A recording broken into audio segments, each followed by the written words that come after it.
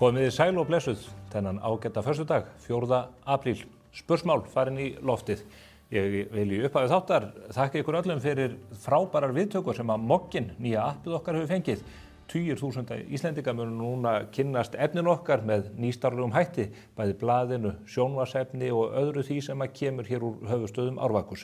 Þetta frábært app sem ykkur á kostnaðarlausu og ef þið hlaðið þið niður þá fáið þið frían aðgang að öllu efninu í 20 daga þar á eftir, hvorki meira né minna. Það nóg búið að vera að vera í fréttum þessa vikuna. Það auðvitað mikið rætt veiðigjöldin og þær fyrirætlanir stjórnvalda að tvöfalda þann skatt allan saman. Ég ætla að ræða hér á eftir við 2 ágæta sveitastjórnarmenn það mál, en ég vek líka athygli ykkar á áhugaverðu viðtali við bæjarstjórana í Skagafirði og í Vestmannaeyjum og ætla að sýna ykkur hérna örstutt vídeó upp úr þessum þætti. Það skorti gögn og þessi knappi tími. Ef við bara tökum þetta tvennt, þá finnst mér það meira en nóg til þess að það sé eðlilegt að hér veri staldrar við og tekið upp eitthvað alvöru samtal og samráð við okkur hjá samtökum sjávarútvegssveitarfélaga sem eru 26 sveitafélög það hvaða áhrif þetta mun hafa í okkar nærumhverfi. Við erum að glíma við margvíslega örðugleika í rekstri sveitafélagana, þau eru nokkið of vel haldin, við erum nýbúin að fara í gegnum hækkanir og kjarasamningum gagnvart kennurum. Og þetta bara talsvert mikið högg ofan á það. Það nóg að ræða af þessu máli auðvitað og öðrum og við munum halda þeirri umfjöllun áfram hér og á vettvangi Morgunblaðsins á komandi dögum. En svo það fleira úr pólitíkinni. Inga Sæland, hún mætti viðtal á Samstöðina og var þar með fullyrðingar það að ummæli Sigurjóns Þórðarsonar fjölmiðlamarkaðinn og Morgunblaðið sérstaklega hefði verið tekin úr samhengi. Heyrum hvað Inga Sæland sagði í viðtali við Gunnar Smára Egilsson. Það var enginn að spá í það fyrir 2 árum þegar hann hefur verið að komin á þing. Þá hann allan tíman talað það að hann vilji ekki að ríkið sé að styrkja frjálsa fjölmiðlun, heldur eigum að skapa þeim eðlilegt umhverfi, taka frekar RÚV af auglýsingamarkaði, draga úr vægi þessara einokunar á fjölmiðlamarkaði sem að RÚV og það það sem hann búin að vera að tala á þingi, en þarna þá hittist það bara þannig á það tekið úr samhengi og búið til úr því einhver svona saga. Hlustum núna á það sem að Sigurjón Þórðarson hefur sjálfur málið að segja. En það líka komið tíma og endurskoða einfaldlega fjárframlög til Morgunblaðsins tel ég vera vegna þess að við erum að láta þarna gríðarlega upp að inn í blað sem runni að reka erindi gegn almannahagsmunum og fyrir hagsmunum örfára auðmanna. Og ef að við erum hér að reyfa örlítið við sjávarútvegskerfinu, að þá bara standa á okkur öll spjót og maður spyr sig hvað ætlar ritstjórn Morgunblaðsins að ganga langt? Það ekki öll vitleysan eins og maðurinn sagði hér árið. Í lok þáttarins ætla ég að ræða við ágætan gest fjölmiðlamarkaðinn, Flóka Ásgeirsson sem lögmaður Blaðamannafélagsins. Formaður Blaðamannafélagsins treystir sig ekki til að koma hér og ræða eigin yfirlýsingu en hann gerir það í hennar umboði og á kostnað blaðamannanna í landinu og það verður fróðleg umræða. En það ýmislegt sem að gerast á vettvangi RÚV svo maður haldi umræðu fjölmiðlana áfram. Hlaðvarpið Konungssinnar í Kísildal einkennileg framleiðsla leyfi að segja af hálfu Ríkisútvarpsins. Sjáið þið til dæmis þetta innlegg af samfélagsmiðlum. Heldur þú að Donald Trump gæti endað sem konungur Bandaríkjanna á næstunni? Það mætti allavega að fara rök fyrir því að hann væri að minnsta kosti að reyna það. Í þó nokkur ár hafa áhrifamenn í Silicon Valley verið að daðra við innræðishugmyndir. Þeim finnst að ríkið ætti að vera rekið eins og fyrirtæki. Og fyrirtæki eru best rekin eins og konungsveldi. Þessa dagana erum við að vinna útvarpsþáttum sem heita Konungssinnar í Kísildal. Og þar ætlum við að sökkva okkur ofan í þessi tengsl Silicon Valley og Hvíta hússins. Við erum sko að hugmyndirnar á baku þessum Trump og Musk að hrinda í framkvæmd í Hvíta húsinu og það meira gagga gúgú en það heldur. Hér fullyrt fullum fettum að fyrirtæki séu eins og konungsríki. Ég velti fyrir mér hvort að þessir ágætu starfsmenn RÚV og HF hafi nokkru sinni komið að fyrirtækjarekstri eða unnið á almennu vinnumarkaði. Forstjórar fyrirtækja, þeir eru ráðnir og reknir af stjórnum þeirra og stjórnir, þær eru kosnar af hluthöfum. Þess vegna á fyrirtækjarekstur og hvernig honum búin umgjörð ekkert skylt við konungsríki og maður velti fyrir sér ef að skilningurinn ekki dýpri en þetta. Hvernig ætlaðu að fara því að greina stöðun í Kísildal þar sem stærstu fyrirtæki heimsins með sínar höfuðstöðvar. Hér eftir skammastund Lilja Alfreðsdóttir, fyrrum ráðherra og varaformaður Framsóknarflokksins og Willum Þór Þórsson, fyrrum ráðherra Framsóknarflokksins líka og núna frambjóðandi til embættis forseta Íþrótta- og Ólympíusambandsins. Þau ætla að ræða fréttir vikunar og svo koma hér sveitarstjórnarmennirnir og Flóki Ásgeirsson á eftir. En fyrst þetta. Það var ýmislegt sem gekk á í vikunni, ekki bara hjá stjórnmálafólkin okkar, heldur líka hjá veðurguðunum sem eru augljóslega að glíma við geðhvörf. Rigning, rok, haglél, sól, jólasnjór, skin, skúrir, þrumur og eldingar og ég veit ekki hvað. Þvílíkar geðsveiflur. Svo var líka einhver djöfusi sterringur í móðu jörð í vikunni sem endaði þetta með eldgosi númer 650.000 á Reykjanesinu eða hver er svo sem að telja. En sumir vilja meina að jörð hafi skólfið og eldingum losti niður vegna einhvers uppnáms í hádegismóum sem reyndar fór fram hjá öllum þar nema kannski blaðamönnum DFF en þeir eru nú ekki þar. En sama hvað orsakaði jarðhræringarnar á Reykjanesstá, uppþotið á milli Drésa Magg og Kollu eða grútleiðileg ræða Karlskauta á Alþingi, það fóru þær ekki fram hjá Hildi Sverrisdóttur sem satt í varaforsetastól þegar jörð fór að skjálfa. Hún brást snaggaralega við með því að fresta þingfundi á meðan að skjálftinn reið yfir. Vel gert hjá henni. Kristrún Frosta var á faraldsfæti í vikunni og fekk höfðinglegar móttökur hjá sætu makkarónunni Emmanuel Macron, forseta Frakklands. Kristrún var að vanda glæsileg til fara og þjóðinni til sóma, en ef maður vissi ekki betur þá gæti þetta alveg eins verið brúðkaupsmynd. Það er einhver hjónasvipu með þeim, hvíti kjóllinn og allt þetta. Eru það að sjá það? Verkstjórnar valkyrjurnar fögnuðu líka 100 daga ríkisstjórnarafmæli á dögunum og gátu groppa sig á hinu og þessu, aðalega þessu. En verkstjórar, eiga þeir ekki bara verið í bláum skóhlífum með hárnet? Maður hefði nú haldið það. Kynjakvótakarlinn Jens Garðar getur hins vegar ekki beðið eftir því að yfirstandandi kjörtímabili ljúki og er strax farin að telja niður dagana, klukkustundirnar, mínúturnar, sekúndurnar. Hvenær lýkur þessu eiginlega? 1358 dagar eftir af kjörtímabilinu. Pavel okkar Bartosek brá ekki út af vananum og smellti eina mega cute selfie þegar hann gekk götur Moldavíu. Hér með er Pavel krýndur sjálfu kóngur Íslands. Munið þetta, sjálfu kóngur Íslands. Norðurlandaráð lagði land undir fót og skellti hersingin sér í heimsókn til Stubbs stjóra í Helsinki. Bryndís Haralds deildi ferðasögu á Instagram og sagði að Alex Stubb hafi verið frekar upptekinn á golfhringnum sem hann spilaði við Trump í sömu viku. Hann hefur nú sennilega slökkt í stærri stubbum en þetta af vellinum. Inga Sæland er sko ekki þekkt fyrir neitt annað en að láta verkin tala og svo virðist vera sem hún hafi fengið grafískan hönnuð í láni frá Orkunni Bensín sem aðstoðar hana nú við að pinna þá 65.000 öryrkja og ellilífeyrisþega land allt til að tryggja þeim kjarabæturnar sem hún lofaði. En það var ekki það eina sem hún Inga okkar gerði, nei. Hún lagði fram ferfætlingafrumvarp í vikunni sem myndi þá gera hunda- og kattahald leyfilegt í fjölbýli.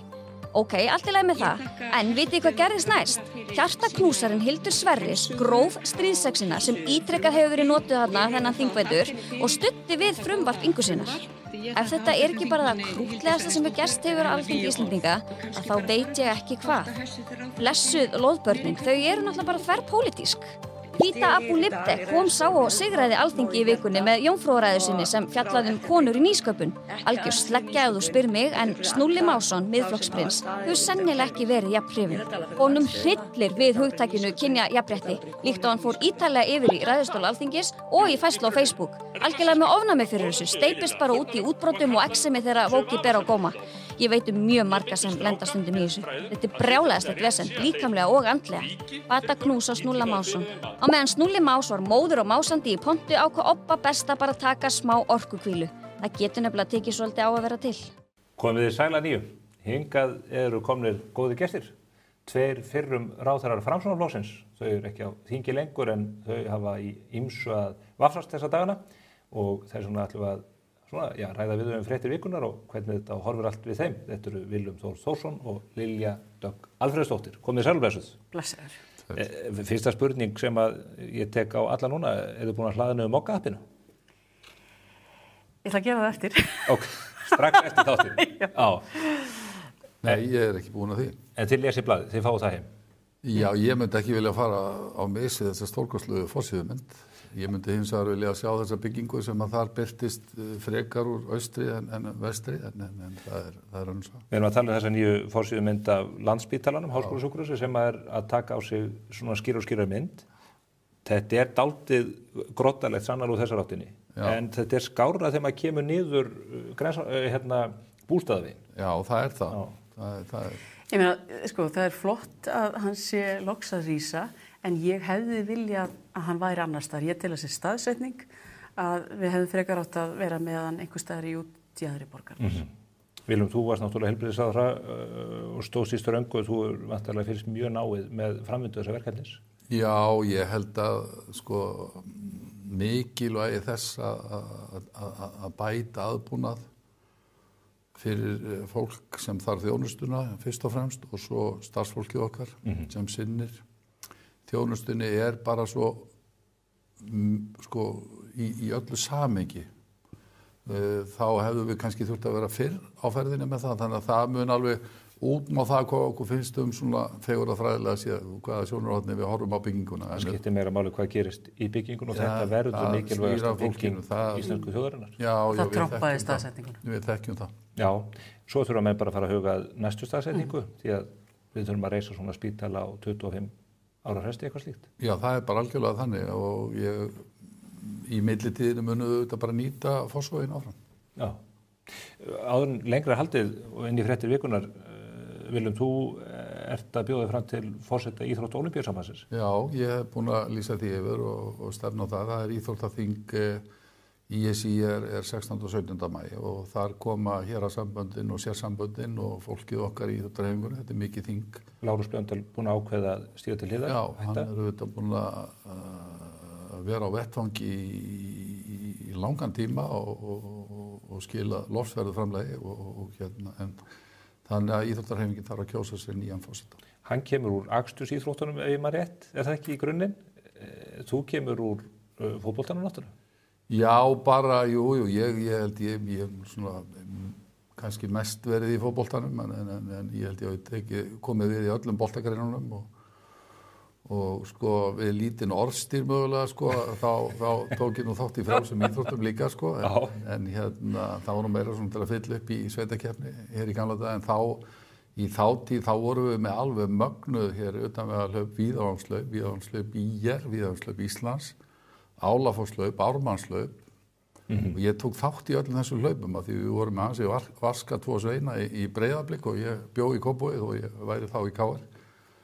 Og ég var alltaf sóttur sem 3. maður í þessu sveit. Ég þurfti bara að skila mér í mark og þá náðist góður árangur. Í hverju varstu skástur? Í frjálsum? Ég hugsi að verið svona nokkuð alliða. Ég allavega tók þátt í magnari keppni sem að hét þríþraut þá æskunar. Það var boltakast og hástökk og 60 metrar hlaup og með alveg þokkalegum árangri, ekki til afspurnar. Ég var í frjálsum líka. Já, í hverju varst þú skást? Ég stökkaði mína. Já. Kannski ekki erfitt. Og ég var í fimleikum og svo fór ég í frjálsar. Og ég var þokkaleg í spretthlaupi.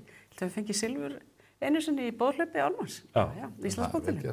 Þurfum við ekki að skora á ykkur 2 í 60 metrar einhvern tíma? Ég var alveg til í það. Já, þú var til í það, já. Já, ég elska íþróttir og maður býr alltaf að því. Ég segi við ykkur að hafa farið í fimleika. Herðu, við erum að fara að finna rétta stað og stund fyrir þetta og munum sýna það afrækstunum hér í þessum ágæta þætti fyrir en síðar. Það er spurning við kannski sýnum það ekki fyrir íþróttaþingið ef þú tapar. Það væri skynsamlegt að svona geyma þá áskorun því að þá fyrir keppnisfólk eins og við bæði erum kannast ekki til það. Myndi öll orka okkar fara í það. Að undirbúa þetta eina hlaup. Það verður spennandi að fylgjast með þessu og hvort að þú fáir mótframboð. Þetta er stórt og mikið þing og mikilvægt að við höfum öflugan forseta í þessu starfi. Þetta er ekki síst, er það ekki verkefni á alþjóðavettvangi? Jú, heldur betur.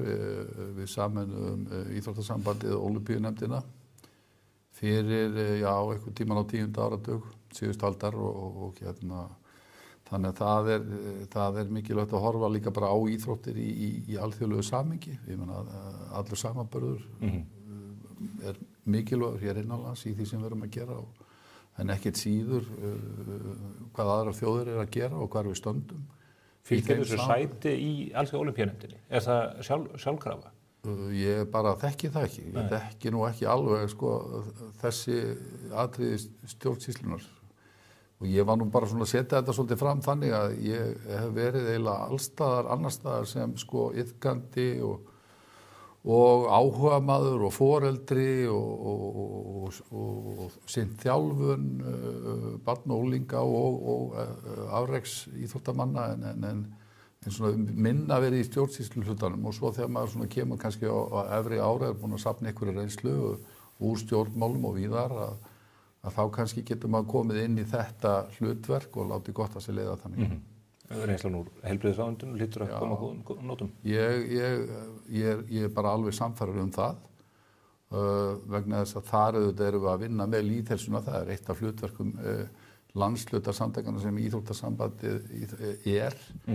Það er lýðheilsan, það er almenningshlutin og það er þetta forvarnar hlutverk sem íþróttunar svo óumdeilt hafa. Já. Förum að fréttum vikunar. Fyrir vikunni kom upp enn eitt gosið og núna innan Varnargarði Grindavík og annað. Ætlar þetta engan enda að taka? Þungur jarðskjálfti hér sem fannst á höfuðborgarsvæðinu undir miðnætti. Við stöndum undir því að vera eldfjalla eyjan. Það er bara þannig. Ég verð að segja að mér hefur fundist það var nú búið að segja að þetta tímabil væri nú komið og við þyrftum að búa okkur undir þessa jarðelda. Það sem mér finnst svolítið standa upp úr raun og veru hvernig við höfum tekist á við þetta og ég sem ferðamálaráðherra á sínu tíma, ég lagði alveg gríðarlega áherslu á það að við myndum halda eins miklu opnu og við gætum til að mynda Bláa lóninu sem sumum fannst nú einhvern veginn og voru ekki alveg að mínum að þetta átti að segja á mikilvægi þess en það er þannig að þeir sem eru að heimsækja landið 67% leita alltaf að Bláa lóninu.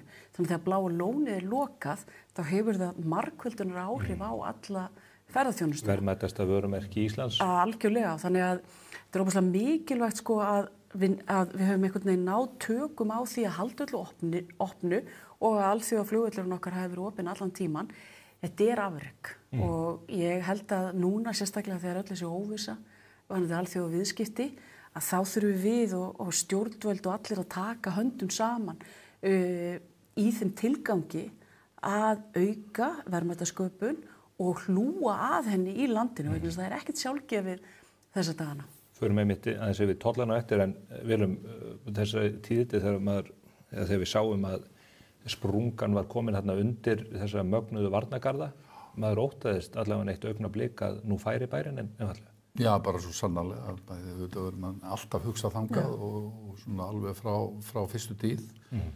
En við erum orðin býsna flinkið í að takast á við þetta af yfirvegun og svona erum að læra alltaf meira á þetta en auðvitað þetta var aðeins ókveikjandi þarna sinn en svo náði þetta sér nú ekki meira á strik blessunarlega en það var kannski að taka svona aðeins þennan pól líka sem að Lilja fer yfir hérna varandi ferðaþjónustuna af því að hún vegur þungt auðvitað í okkar hagkerfi sem útflutningsatvinnugrein að þetta minnir okkur svo á hvað við erum innbyrðis háð ferðaþjónustu aðilar eru innbyrðis háðir í þessu verkefni sem myndar þessa atvinnugrein sem ferðaþjónustan er.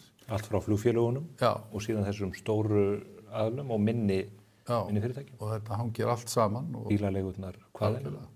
Nei og bara þessi flugmiðstöð líka sem gleymist oft að það er þetta gríðarleg verðmæti sem verða til sem við náðum að gera snemma hérna með því að tengja allt flug og að menn sé að nota þetta svo kallaða hub.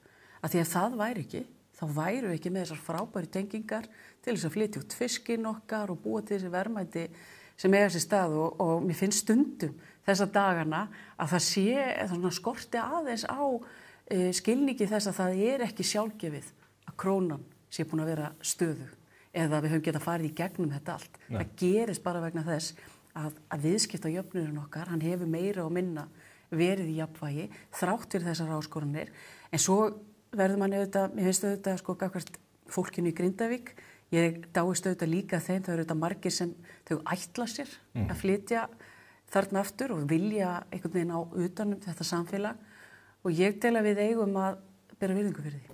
Þetta er magnað fólk og þrautseigjan og maður getur ekki ímynda sér þetta tímabil frá þessu svakalega föstudagskvöldi þegar að kvikugangurinn brýst þarna undir bæinn og 1% þjóðarinnar lendir á vergangi í einni svipan. Þetta er auðvitað ótrúlegt. Varnargarðarnir sem ég nefndi hér áðan, þeir eru ekki minna verkvæðilegt afrek en hraungkælingin í Eyjum 73. Nei, það er bara magnað.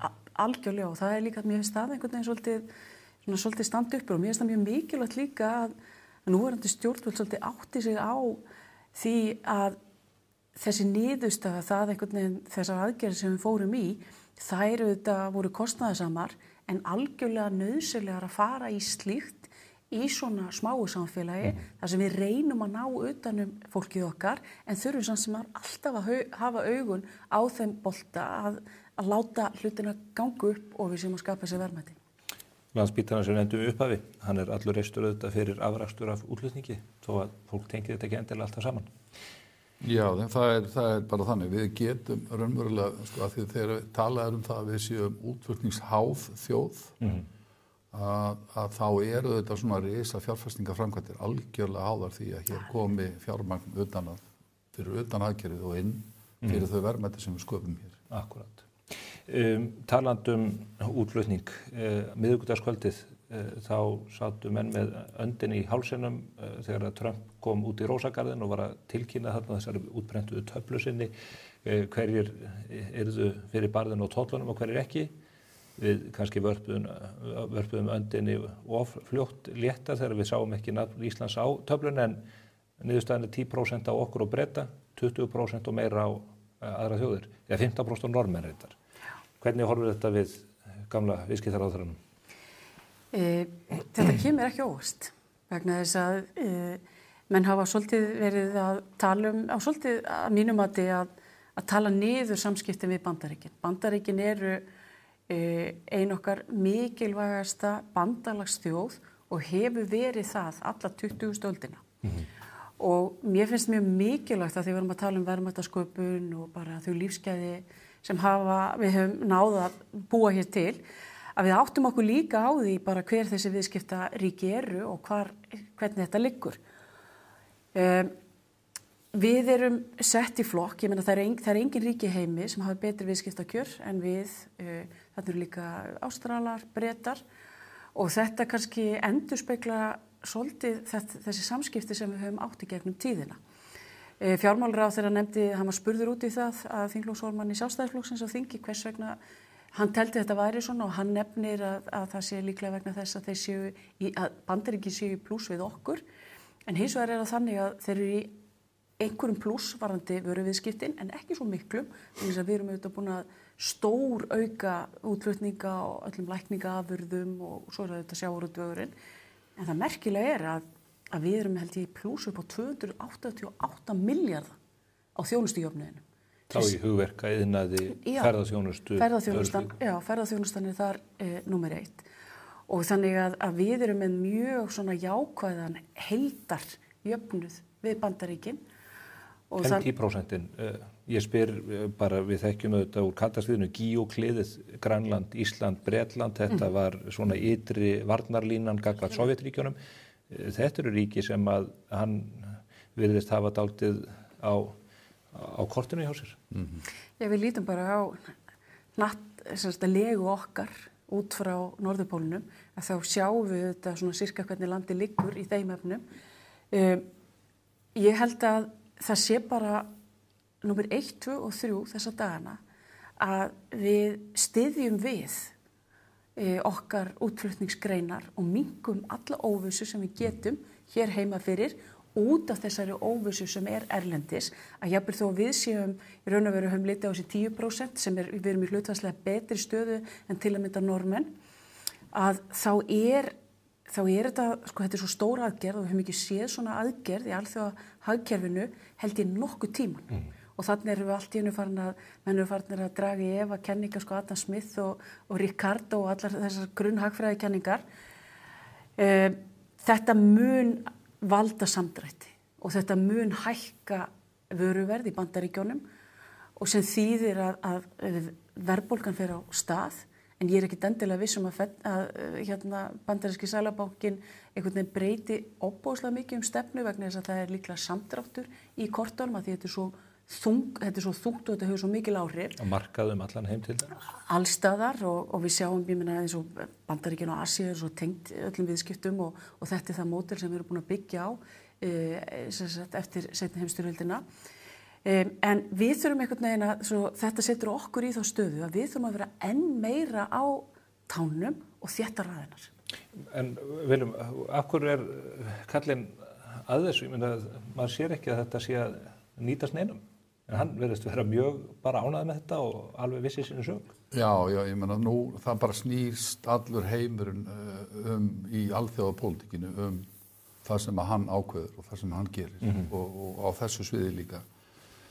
Óvissan núna þetta snýr að því hvernig kraftarnir munu leggjast á milli Evrópu, Bandaríkjanna og svo Asíu varðandi viðskiptin og kannski horfum við þannig á það við séum með 10% á móti 20% Evrópu en svo fer Evrópa væntanlega í einhverjar verndarráðstafanir. Þannig að við þurfum að vera mjög fljót að greina það með hvaða hætti við þurfum að styðja við okkar útflutningsatvinnuvegi í þessu og hvernig þessi kraftar munu leggjast. Eru tækifæri í þessu? Ég meina það ekki alltaf að tala um það séu tækifæri í öllu en það allur heimurinn að kljást við þetta og þar liggur tækifærið. Ekki samkeppnishæfni okkar að aukast að því að þetta versnar? Gerir það fyrsta kastið og við verðum síðan að lesa í verndarráðstafanir sem að gerast í Evrópu og af því að megin vöxturinn okkar í útlendingi til Bandaríkjanna undanfarin ár. Hugverkin. Og bara 5-6-falt á það sem til Evrópu. Þetta þetta kraftmesta hagkerfi heimi er algjör kraftaverk eða hefur verið það, maður vonur að þeir dragi ekki tennurnar of alvarlega úr. En það er eitt sem mér hefur fundið svolítið sérstakt í umræðinu og ég heyri að ráðamenn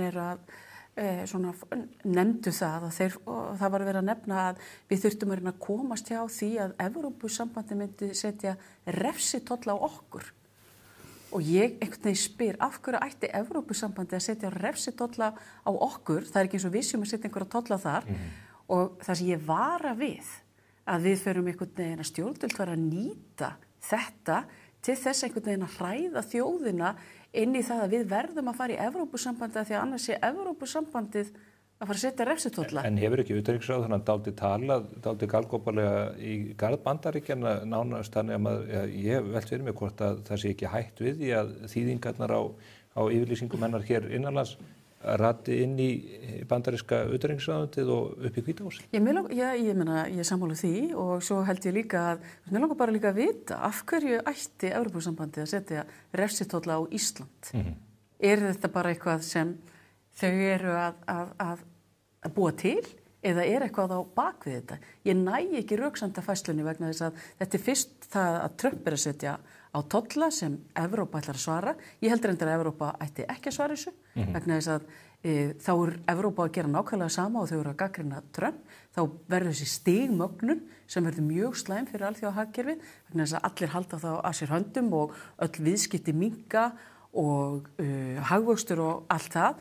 En mér finnst bara svo mikilvægt núna að því að við erum við erum peð á þessu stóra taflborði alþjóða viðskipta, að við áttum okkur á því og hugum að þessum ofboðslega mikilvægu hagsmunum fyrir okkur, að því að ef við höfum ekki gott markaðsaðgengi, þá verða þessi lífskjör sem við erum vön í dag, þau verða ekki þau sömu. Og þetta breytist miklu hraðar hjá okkur ef einhver mistök eru gerð, vegna þess að eins og staðan núna, hún er bara góð.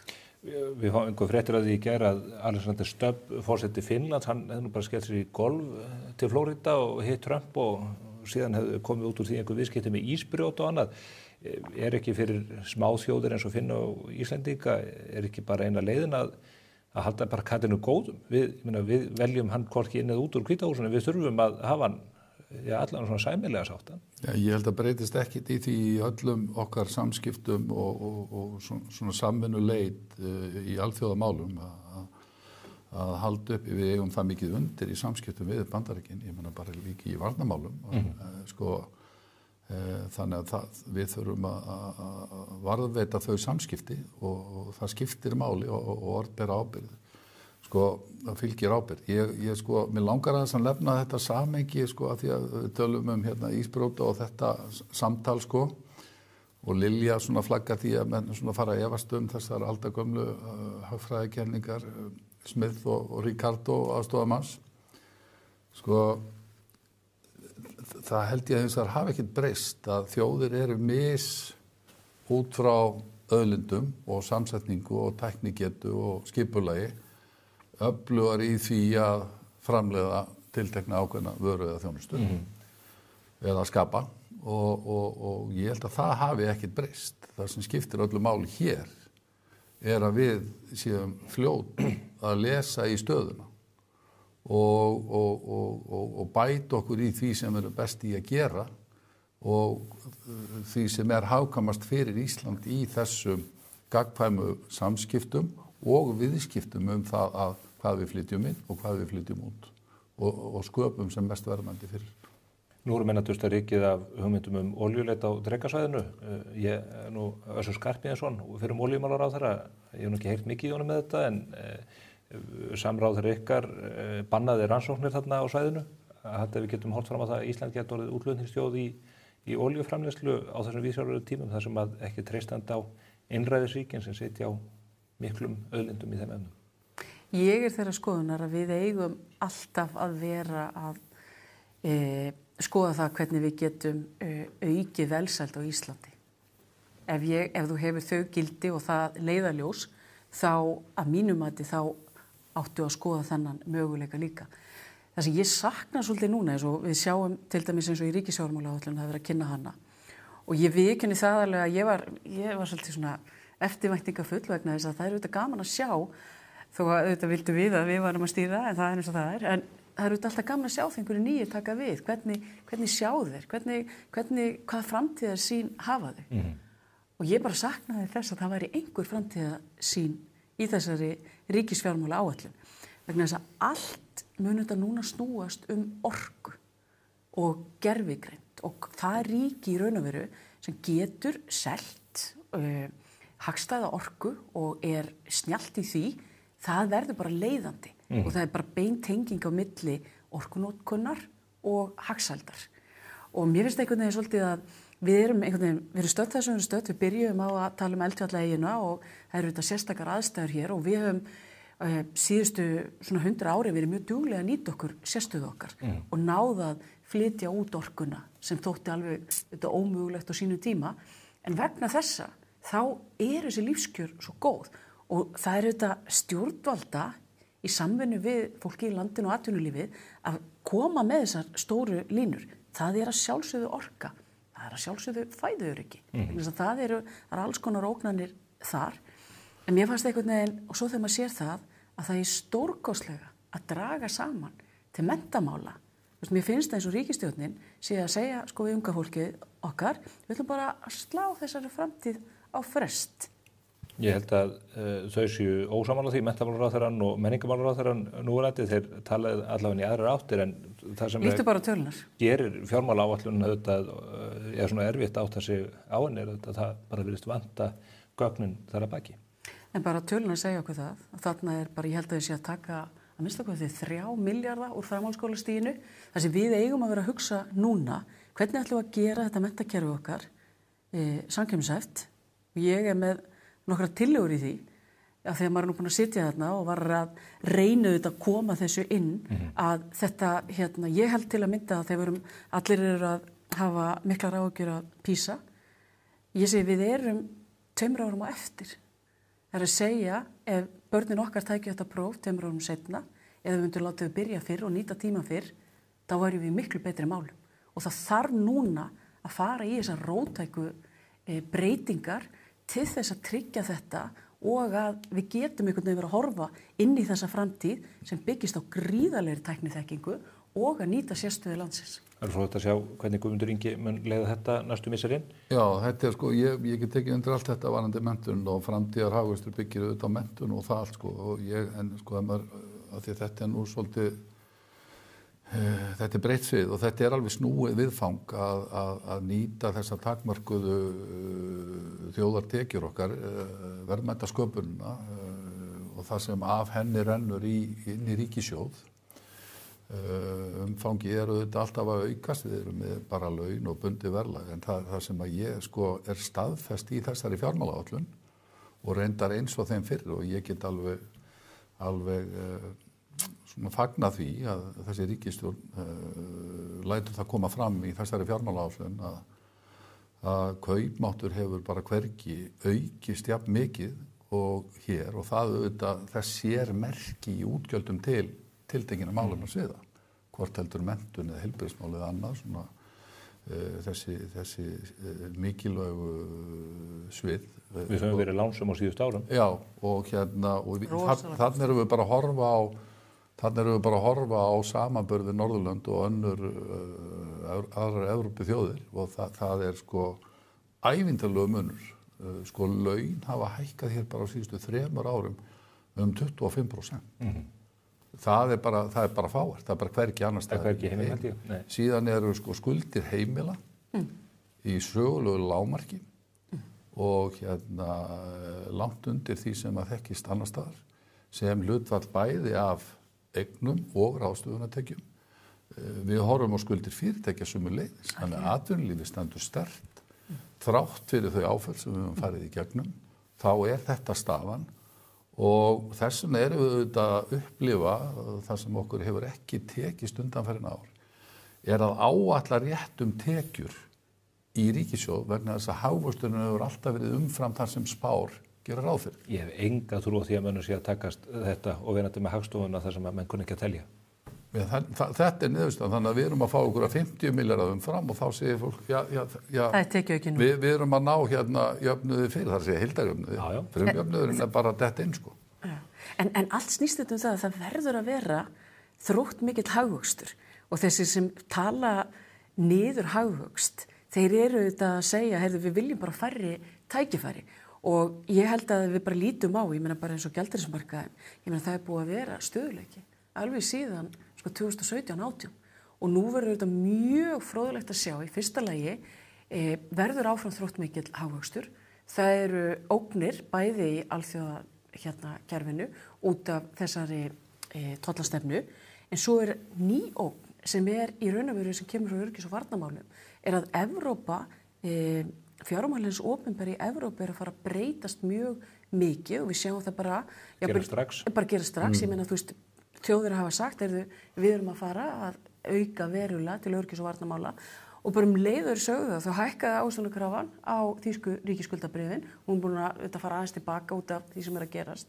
Þannig að við erum að sjá líklega mögulega svona minni eftirspurn víða og að á sama tíma eru þjóðir að eldast, fæðingartíðni að minnka, þannig að allar þessar stóru, svo ég bara sletti þessar makróbreytur, þær eru svolítið að raðast upp þannig að það eru stórar áskoranir. Mjög stórar. Og ég segi bara, þú veist, og þetta líka eins og ég er mjög Það eru stórar áskoranir í lýðheilsunni, þar getum við komið inn í íþróttunum og stutt við kerfið okkar og stutt við heilbrigðiskerfið inn í framtíðina og ég held að við getum gert stórkostlega hluti þar. Ég ætla að spyrja ykkur út í það hér í lok þáttar hvort að þið söknuðu stjórnmáluna. Þið eru eiginlega búin að svara því hér með þessari góðu yfirferð. Þú ert náttúrulega leiðin inn í íþróttapólitíkin en þið brennið í andanum yfir þessu ennþá. Maður brennur fyrir landið. Nei, mér líður bara eins og ég sé að við dottið inn í leikvangaherbergið, sko. Já, þið dettu út að þingja þarna 30. nóvember. Þú reyndar þarna miðjanótt formanninum til skelfingar í beinni útsendingu. Ég inn og úti allavega. Eða hvað ætlað þú að gera líka? Ég meina, þú ert ekki að hætta í pólitík. Nei, ég meina, ég var áformaður og ég svona bara kemur svolítið í ljós. Það er svona eitt og annað sem ég er að sýsla með. Já. Og og það bara, ég held ég bara svona er á ákveðnum tímamótum og ég er svolítið gaman að því, en ég segi það bara að ég veit að ofboðslegan áhuga á Íslandi og framtíð þjóðarinnar, þannig að það breytist aldrei. Er það vonað að verið kosið fljótt? Ég segi það. Við sjáum bara til. Viljum, það styttist í Ólympíu eða íþróttaþingið. Já. Hver veit nema að næstu þú kemur hér til mín sem ég vona verði fljótt að þá þurfum ég að titla þig herra forseti. Já, það væri bara alveg óskandi. Ég brenn fyrir íþróttirnar og ég held að það kannski megi segja það eins og pólitíkin að þetta fer ekkert frá manni. Þetta er bara hluti af samfélagi, mjög mikilvægt. Við vorum að ræða hér hagræn áhrif og það er nú þannig að því við erum líka með fyrirhandi íþróttamálaráðherra hér að íþróttirnar eru í beinum framlögum farin að skila hér verðmætum í 3% af verðmætum og svona í óbeinum framlögum örugglega farin að slagi 4-5%. Þetta hef ég nú bara úr mjög góðu riti Ágúst Einarssonar. Mun herra hlutfall fólk sem að starfa hér við íþróttir og íþróttaþjálfun í nágrannaríkjunum. Sennilega mjög varlega áætlað eins og kemur fram í þeirri góðu bók. Og íþróttafélögin sko voru sett fyrr á laggirnar en stjórnmálaflokkanir. Þetta er rosalega sterk að hjá okkur. Rétt. Og góð. Og við þurfum að viðhalda henni. Þakka ykkur kærlega fyrir komuna, Willum Þór og Lilja.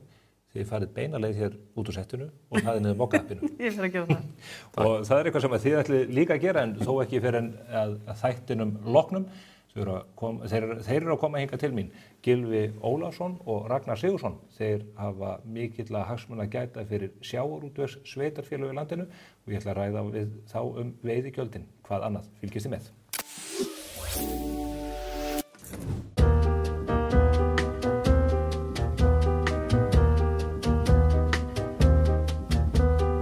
Herragarðurinn. Klæðir þig vel. Komdu og reynslaktu glænýjum Toyota Land Cruiser 250 hjá viðurkenndum söluaðilum. Toyota. Förum lengra.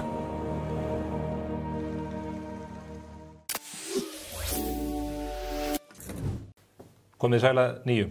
Þótt að pólitíkin hafa miklu leyti hverst málefni Flokks fólksins frá því að stjórnin var mynduð 21. desember síðastliðinn að þá stjórnin farin að sína meira og meira á spilin. Eitt af stórum málunum þessa stundina eru þetta veiðigjöldin og tvöföldun þeirra sem að atvinnuvegaráðherrann og fjármálaráðherrann hafa boðað. Það hafa verið mjög misjafnar viðtökur, leyfi ég mér að segja, við þessum fyrirætlunum og meðal þeirra sem hafa lagt orðið í belgum þetta eru sveitarfélög sem eiga mikið undir þegar kemur að sjávarútveginum. Ég hef fengið hingað til mig 2 gesti sem að mættu fljúandi að austan og vestan hennar morgunin. Það er Gylfi Ólafsson frá Ísafirði, hann er formaður bæjarráðs þar og reynda formaður fjórðungssambands Vestfirðinga líka. Og svo Ragnar Sigurðsson sem er formaður bæjarráðs í Fjarðabyggð þeir koma í raun af sikkorum enda landsins. Velkonni báðu tveir. Já, þakka fyrir það. Var ekki gott flugveður þennan fallega föstudag? Það var yndislegt. Já, það var glæsilegt. Það er ekki bra. Það er nú ekki alltaf hægt að stóla það og kannski helst... Nei, það er nú hefur verið aðeins vera á Ísafirði þess að fjöllin eru þröng eða fjörðurinn er þröngur sko. Skutulsfjörðurinn. Já, akkurat. Það er magnað að fljúga þarna inn og taka sveginn með frá hlíðinni. Akkurat. Ekki verið flugræta. Veiðigjöldin. Sveitarfélögin sem að þið tengist, þau hafa brugðist, ég leyfi mér að segja ókvæða við yfir þessum fyrirætlunum. Er það ofsögum sagt? Nei, alls ekki. Ég held að bara ef við horfum á eins og sveitarfélag eins og Fjarðabyggð þar sem að sjávarútvegur burðarás í atvinnulífi sveitarfélagsins þó svo við höfum fengið inn álver og laxeldi núna síðari árum en þá þetta enga síður en þá burðarás samfélagsins. Við erum með stórútgerð og við erum með minni sjávarútvegsfyrirtæki og þegar að menn að tala leiðréttingu eins og að þessi sjávarútvegsfyrirtæki hafi verið að koma sér undan einhvers konar skattgreiðslum, þá hafa menn bara verið að borga samkvæmt lögum og verið að borga bara heilmikið og stutt samfélagið, þannig að þetta er gríðarlegt högg fyrir samfélagið eins og okkar. Hvaða áhrif hefur þetta beint ef þetta verður bara veruleika eins og lagtur upp með? Já, við erum að horfa á það að sko, veiðigjöld eins og eru hjá okkur, allir við séum ekki að borga rúma 2 milljarða í veiðigjöld á ári að fara í rúma 4. Þessi fyrirtæki í ykkar sveitarfélagi? Já.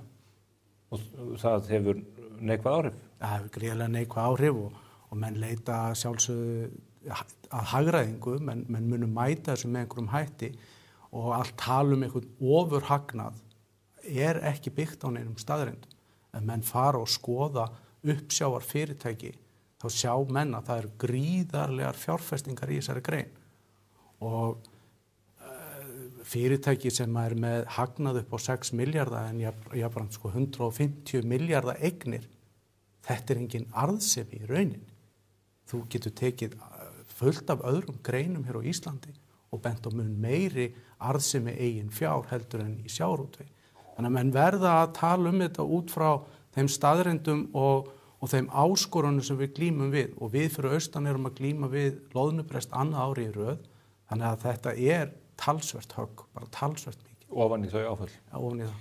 Gylfi, hvernig hljóði í Vestfirðingum staðin kannski dálítið mismunandi eftir byggðunum frá Suðurfjörðunum og norður á Ísafjörði? Já, akkurat, við erum með tvær öflugar útgerðir við norðanvert djúp, hérna HG og Jakob Valgeir og svo minni útgerðir annars staðar á Kjálkanum, Oddi á Patró og hérna Íslandssaga á Suðureyri og víðar. Og þetta kemur náttúrulega mjög mismunandi niður á þessum fyrirtækjum. Við erum að vísu ekki alveg komin í mark með að greina þetta nákvæmlega hvernig þetta lítur út.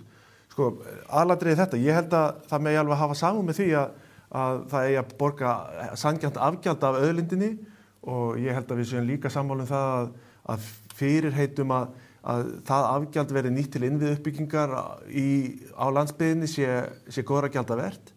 En ég hins vegar hræddur að litlu útgerðirnar og þar með litlu samfélögin sem að byggja á þeim verði meðafli í svona þessum hráskinnaleik, sko, milli ríkisins og eftir atvikum stórútgerðarinnar. Og við erum að láta vinna greiningar, samtök sjávarútvegssveitarfélaga og okkur sýnist til dæmis Suðureyri geti komið mjög illa út úr þessu. Það er Íslandssaga Það er Íslandssaga þannig að hækkunin sem átt að vera á þessu frítekjumarki fyrir smærri útgerðir að það dugi ekki til að vega upp á móti neikvæðum áhrifum af hækkun veiðigjaldsins. Það sem að fer svo líka illa í okkur Vestfirðinga er að þetta bætist við kannski 2 eða 3 aðrar aðgerðir sem að koma að tekjuöflun ríkisins. Ef ég má með leyfi þáttastjórnum fara yfir það. Að það er í tíð fyrir ríkisstjórnar eru gerða talsvert stórar breytingar á skattaumhverfi skemmtiferðaskipa. Annað er svona tæknilegs eðlis sem að fjallar tímabundna undanþágu frá tollalögum sem að leiðangurskip höfðu nýtt sér, sem eru minni skip sko, og þau höfðu þurft ekki borga virðisaukaskatt og þetta var svona, ég held að þetta hafi svona sögulega alltaf átt að renna út sko, þetta var tímabundin ráðstöfun. Þetta hafði mjög mikil hlutfallsleg áhrif á smærri hafnir eins og Bolungarvík, Patreksfjörð, Flatey og víðar. En svo hin breytingi sem að fyrir ríkisstjórn gerði var að hækka með mjög svona harkalegum hætti eða búa til nýtt gjald sem að heitir innviðagjald sem var 2.500 krónur á mann á dag á skemmtiferðaskipum fyrir alla sem voru borð í skemmtiferðaskipum og lagt á með mjög skömmu fyrirvara. Já, og þetta var bara mjög algjörlega óboðleg vinnubröð sem átti sér stað þarna fyrir áramót og samskiptin sem að virðast hafa verið þarna milli ráðuneyta svona samkvæmt mínum upplýsingum hafa verið mjög broguð. Þau máttu vita það að það var löngu búið að selja þessar ferðir á ákveðnu verði og þetta var þá högg upp á annan milljarð sem að skipafélög þurftu að taka á sig sem að var þeim óljúft eðlilega. Og þetta er miklu hærra heldur en til dæmis gistináttaskatturinn sem að mætti segja að væri systurgjald og þessi skipi eru svo að borga í raun fyrir alla innviðina. Þau borga hafnargjöld, þau borga hafnsögugjald og ýmis önnur gjöld. Já, og það sem að gerist og það sem að er sem sagt með skemmtiferðaskipin er að Vestfirðir hafa verið utan svona stóra ferðamanna svæðisins á Íslandi vegna lélegra landsamgangna en líka bara vegna þess að Suðurland hefur verið með mjög margar náttúruperlur sem að gaman er heimsækja. Þannig að við höfum verið með kannski 8% á ársgrundvelli af gestum sem komið til Íslands sem var komið til Vestfjarða. En þegar kemur að skemmtiskipagestunum þá hafa 2/3 komið til Vestfjarða. Og Ísafjarðarhöfn er jafnfætis Akureyri og Reykjavík þegar kemur að móttöku á skemmtiskipagestum. Þannig að þegar að sett er á sértækt gjald á skemmtiskipin þá er viðbúið að höggi verði miklu meira á Vestfirði heldur en annars staðar á landi. Þetta eru þá landsbyggðarskattan eins og menn segja. Þetta er það sko. En auðlindagjaldið eða tvöfaldur þess er það líka? Já, ég átta mig ekki alveg á nákvæmlega greiningunum þar en ég meina sjávarbyggðir verða þá verð úti í því. Þriðja atriði sem ef ég klára bara þessa eldræði mína. Þriðja atriði er hækkun á laxeldisgjaldi. Nú er það þannig að 2019 var ákveðið að að það yrði sko sett hámark sem átti að vera, sem var miðaði við markaðsverð í Noregi, sem átti að enda í 3,5% af aflaverðmætinu eða eldisverðmætinu. Og þetta átti að hækka í 7 þrepum frá 2019 til 2026. Svo hefur það gerst núna, hefur verið að gera það í annað skipti. Það var fyrst hækkað úr 3,5% í 4,3% og svo að hækka það núna aftur í 5%. Hækkun sem að Svandís Svavarsdóttir reyndi á sínum tíma en var send tilbaka með af Alþingi. Þannig að við sjáum það að jafnvel þó að sé gerð hérna 7 ára áætlun upptröppun á einhverju gjaldi, það sem á að eyða óvissunni, það sem á að búa til fyrirsjáanleika fyrir greinina, að þá verið að ganga á bak orða sinni, þá aftur farið að krukka í því. Já. Og þetta gerist á sama tíma og hérna, þannig að... Er þetta áætlun frá fjármálaráðherra eða atvinnuvegaráðherra? Þetta er saman frá þessum ráðuneytum. En byggir á fyrirætlunum sem að koma í raun eru ráðuneytin að erfa þetta frá fyrri ríkisstjórnum. Þannig að samanlagt eru þetta 3 skattkerfisbreytingar sem leggjast ofan á breytingar á kolefnisgjöldum sem að hafa áhrif á þau sveitarfélög þar sem að flytja þarf vörur landleiðina og komast fram og tilbaka landleiðina. Þá leggst þetta saman mjög illa gagnvart Vestfjörðum. En þú segir, Gylfi, að þið séu að reyna að greina þetta og áttu ykkur áhrifunum. Eitt af því sem að nefnt varðandi þetta frumvarp sem að núna er í samráðsgáttinu og menn fengu frest þar til í gær held ég að bregðast við, mjög skammu frestur. Það virðast einhverjar greiningar vera þarna baki, menn vita ekki í raun hvaða áhrif þetta hefur.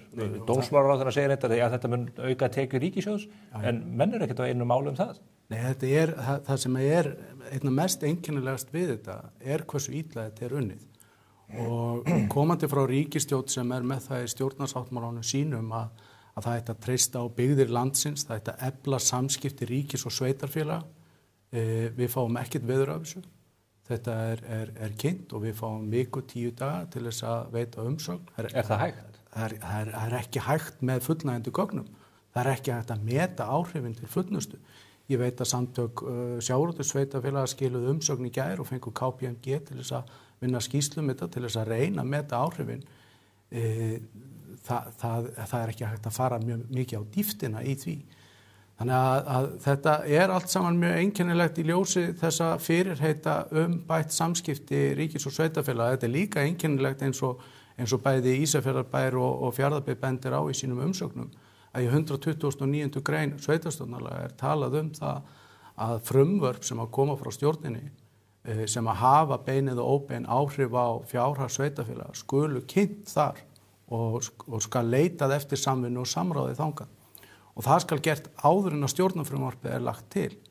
Þannig að ég held að núna sé næsta skref fyrir sveitarfélögin að fara með það í einhvern farveg að kvarta yfir þessum starfsháttum. Já, það er að vísu til þess að líta. Þetta er sko innleggin í samráðsgáttina, sett fram í aðdraganda framlegningar og fjármálaáætlun. Svo fær þetta sína þinglugu meðferð og þar er formlega umsagnaferlið. Þannig að þetta er náttúrulega samráðsgáttin í raun auka skref hana fyrir framann, þannig að en það breytir ekki því að við höfum ekki, innan þessa tíma eigum við erfitt með að... Það segir í lögunum að þú átt að hafa þetta samráð áður en að stjórnarfrumvörpin eru lögð fram. Akkurat. Stjórnarfrumvörpin eiga líka að koma fram með fullnægjandi hætti fyrir lok marsmánaðar, þannig að það er verið að leita afbrigða í því líka. Gylfi, þetta er þitt fólk, ef ég leyfi mér orða þannig, Daði Már varaformaður Viðreisnar og Hanna Katrín Friðriksson. Hverju svara þau þetta? Hefur gengið áðurspurt hérna? Hefðu ekki þurft að stíga aðeins varlega til jarðar, menn eru dálítið ósáttir hérna fyrir vestan? Ja, jú, ég láti þessa rödd mín að heyrast í einkasamtölum. Og hvað segja þau? Já, svo við vitnum í einkasamtölum. Já, ég ætla ekki að gera það sko, en ég meina þau hlusta á þennan málflutning og hérna vilja sjá hvað hægt er að gera í þessu, en hérna mér er þetta óljúft sko, að reka svona fleig inn í þennan þetta annars góða samstarf okkar innan Viðreisnar. En ég sit í bæjarstjórn Ísafjarðarbæjar í krafti Ílistans sem er svona samsteypu frambóð en hérna ég er flokksbundin í Viðreisn, já heldur betur, já. Fyrir aðstofamaður fjármálaráðherra Benedikts Jóhannessonar. Já, og hérna hef grúttapað tvisvar í alþingiskosningum fyrir Viðreisn. Það er gott að menn viðurkenni bæði styrkleika. En hvernig, sko, það er nú ekki bara þessir ráðherrar Viðreisnar, ég meina Arna Lára Jónsdóttir nú bara ný stigin og stóli bæjarstjóra á Ísafirði. Lilja Rafney Magnúsdóttir frá Suðureyri, það ekki? Jú. Það sem að menn óttast mjög alvarlegt högg. Hvað segja? Eyjólfur Ármannsson með lögheimili í Arnarfirði og María Rutt líka. Hvað segir, nærðu á þetta fólk? Já, og Því ég næ ekki á þau, sko, það er spurning hvort þú getur komið á þau skilaboðum. Já, akkurat. Ég byrði að horfa á þessu útsendingu. Já, allavega, við vitum ekki það. En hvað segja þau? Ég meina, ætlaðu bara að keyra á þetta? Ætlar gamli bæjarstjórinn á Ísafirði að taka þátt í því sem að, þið lýsið í raun sem eins konar aðför? Já, ég vil ekki svara fyrir hana, en þetta eru... Þú mátt það alveg? Já, akkurat, nei, þetta eru snúið mál og það eru stóri hagsmunir undir. Þau vísa náttúrulega til þess að í fjármálaáætluninni er gert ráð fyrir að auka útgjöld til samgöngumála 10% rúmlega og það munar minna. Við höfum þrýst á ekki bara vegbætur, heldur getur hann náttúrulega vottað að löng bið eftir jarðgöngum, vetrarþjónusta mætti vera betri. Við erum í klemmu á Ísafirði núna vegna breytinga á flugsamgöngum við Reykjavík og svo framvegis. En þú þarftu öflugt atvinnulíf til þess að réttlæta öfluga innviðuppbyggingu. Já, en þú þekkir umræðina að atvinnulíf get ekki blómstra án innviða og svo framvegis, þannig að þetta eru sjónarmiðin sem eru á lofti. Ég ætla ekki að tjá mig það hvað þau hafa sagt við mig í einkasamtölum, en ég hef látið þess að skoða mína í ljósi. Og það hefði þá bara verið frábært að fá kynningu á því hvernig ætti að standa að innviðuppbyggingu í kjölfarið. Ef það á að skattleggja verðmætasköpun með auknum hætti og láta það fara meðal annars til landsbyggðanna, þá er mjög auðvelt fyrir mig að benda á að verðmætasköpunin í Fjarðabyggð er 25% af vöruútflutningsverðmætum þjóðarinnar. Og það þarf kröftuga innviði til þess að halda áfram þessari uppbyggingu og standa vörðum þessa verðmætasköpun. Og bara meðal austfirðingur framleiðir í rauninni tífalt á við aðra landsmenn. Þannig að ef það á að nota þessa hugmyndafræði, sem ég er ekki að leggja hér til, að út frá því hvaðan skattgreiðslurnar koma, þá á að fara í innviðuppbygginguna, þá er ég ekki viss að allir yrðu sáttir við hlut Austurlands í þeirri. Ég væri komið með göng og í Allafirði. En Ragnar, varðandi þingmennin ykkar, því að við höfum verið vandræði með að ná það er eins og að fólk sé hlaupið í einhvers konar skjól eða félög. Hvernig fyrir ykkur að ná í þingmenninu ykkar sem að þessu standa? Ég hef ekki reynt að ná á þingmenn stjórnarflokkana, en ég býð mjög spenntur eftir að sjá þeirra viðbrögð. Ég hef auðvitað fylgst með þeim á þinginu og ég verð að viðurkenna það. Mér krossbrá sjá þingmann úr Fjarðabyggð þar styðja þetta frumvarp, hafandi verið með henni í bæjarstjórn og fylgst með henni sem formaður bæjarráðs leggja fram miklu kröftugra í bókun gagnvart veiðigjöldum heldur en nokkuð tíman við erum að senda frá okkur núna. Hún var mjög hófsöm svo umsögn, meðal annars út að við höfðum ekki gögn. Þar var hún að leggjast mjög harkalega gegn því að uppsjávarflotinn væri skatlaður umfram aðrar greinar landsins. Og það er mjög sérstök bókun ef menn skoða síðan hvað hún er að segja í dag. Þannig að ég efast ekki það að hún er eftir að koma með útskýringar á því. Verður þetta veruleika miðað við þennan skamma frest og þessi yfirgnæfandi neikvæðu viðbrögð sem að stóru hagsmunaaðilarnir hafa sýnt af sér? Já, ég veit ekki hvað ég á að segja þér. Þetta yrði mjög slæmt ef þetta færi óbreytt fram og ég hef nú ekki trú á að þetta færi óbreytt í gegn. En ég vænti þess að ríkisstjórninni sé í mun að sýna að hún geti staðið í lappirnar. Þetta er alltaf stóra mál. Já, þetta er alltaf erfitt jafnvægiskunst að segja við viljum hlusta á raddirnar í samfélaginu en að láta ekki undan eða að sýna staðfestu en ég á erfitt með að spá fyrir hvernig þetta fer en þetta yrði mjög slæmt ef að veiðigjöldin og þessar skattkerfisbreytingar næðu fram óbreyttra ganga. Hvað segir það, Ragnar? Hefur þú trú á því að þeir náðu þessu í gegn miðað við þessi viðbrögð?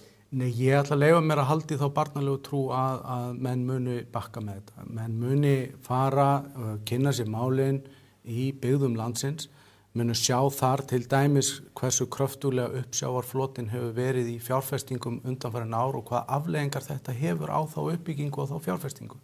Nýtt uppsjávarskip kostar í dag, þetta verður hækka gríðarlega í verði, 6 til 8 milljarða öflugt uppsjávarskip.